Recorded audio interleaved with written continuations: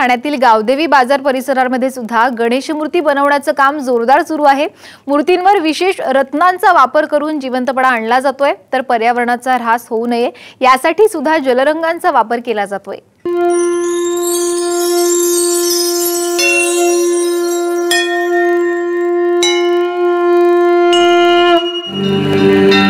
गणपतीची मूर्ती आपण घेणार असाल तर या मूर्ती पहा।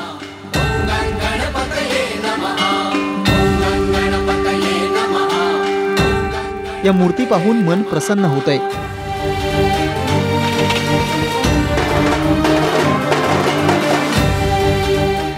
बाप्पाचा हार, भिगबाळी, कंठी, रत्नजडित मुकुट, पितांबरावर केलेलं सुरेख काम।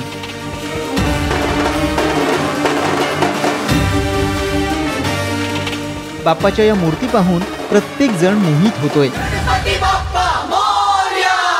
प्रत्येक मूर्तीवर या विशेष आभूषणांच्या कामासाठी कमीत कमी 30 तासांचा वेळ लागतोय।